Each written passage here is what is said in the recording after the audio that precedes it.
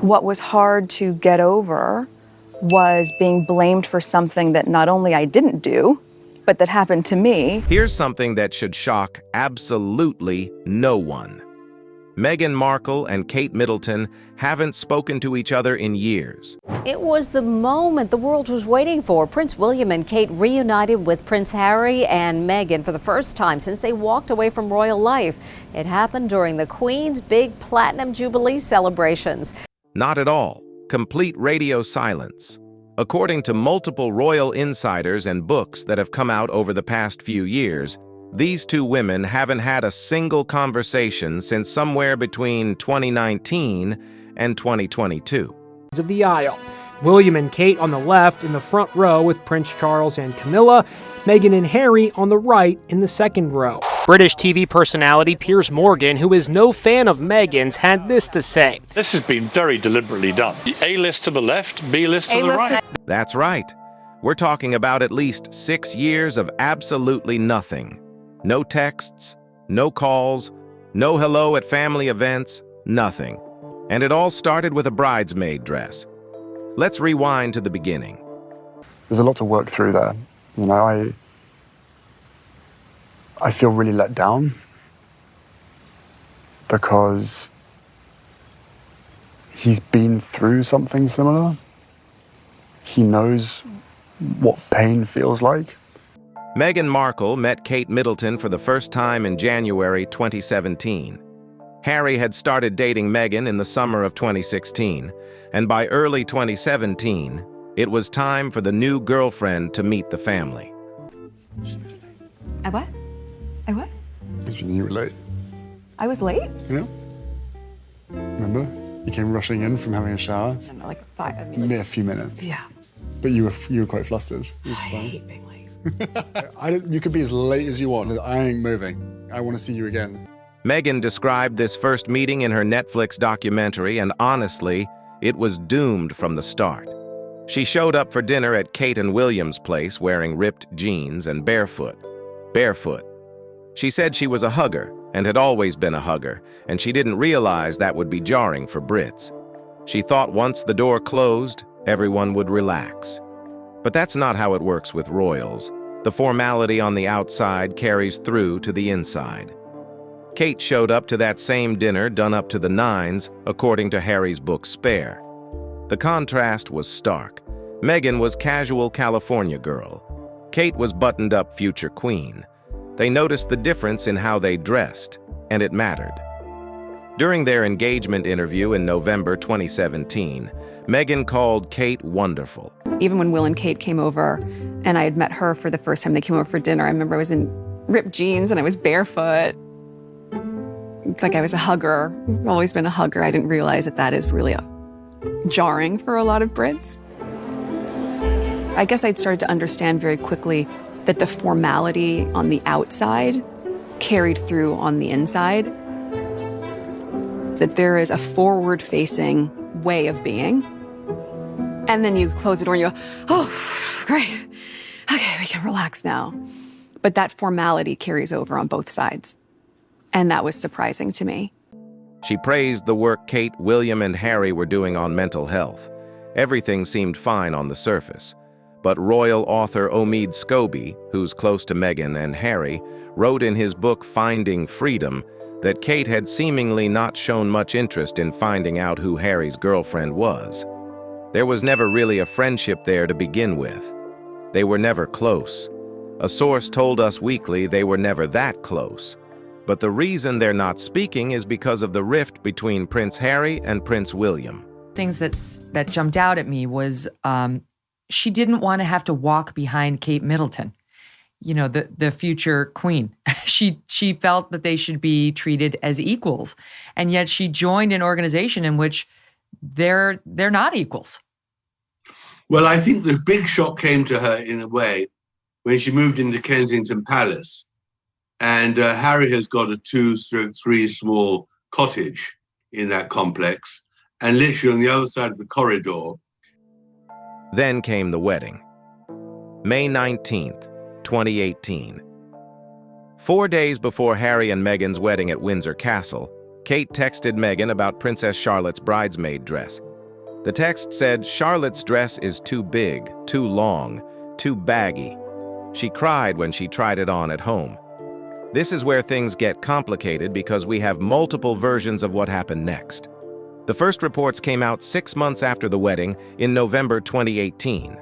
The Telegraph reported that Kate was left in tears after a fitting for Charlotte's dress. Kate had just given birth to Prince Louis and was feeling quite emotional, according to sources. The initial story was that Meghan's demands left Kate sobbing. Days leading to the wedding, that it didn't make sense to not be just doing what everyone else was doing, which was trying to be supportive, knowing what was going on with my dad and whatnot. But then came the Oprah interview. March 7th, 2021. Meghan told Oprah Winfrey that the reverse happened. She said Kate was upset about something. Yes, the issue was correct about the flower girl dresses, and it made me cry, and it really hurt my feelings. Meghan said Kate apologized and brought her flowers in a card the next day, and she'd forgiven her. She emphasized that she would have never wanted that story to come out about Kate, even though it had happened. Harry gave more details in his book Spare, which came out in January 2023. He wrote that when Kate texted about the dress, Meghan told her to bring Charlotte to the tailor who was standing by at Kensington Palace since 8 in the morning. But Kate insisted all the dresses need to be remade. There was back and forth over text. Then Harry said he came home and found Meg on the floor sobbing. He was horrified to see her so upset. Kate came by the next day with flowers to apologize. The royal tailor, Ajay Mirpuri, spoke to the Daily Mail after Harry's book came out. He said if anything happened, it didn't happen in front of me. But he confirmed that all 6 bridesmaids' dresses had to be fixed.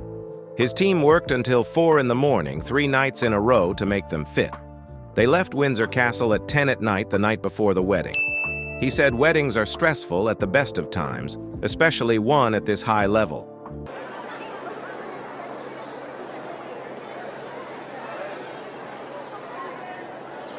Bye-bye.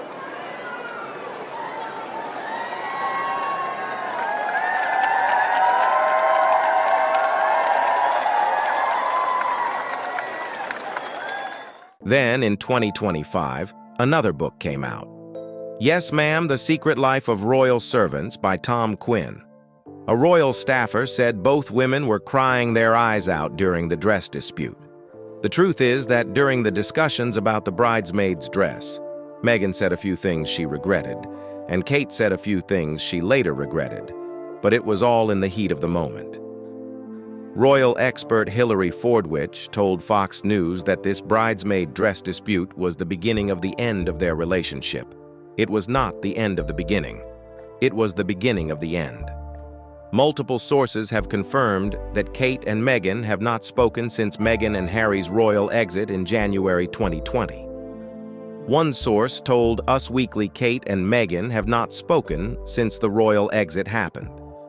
Another report said they haven't spoken directly in over a year as of March 2021.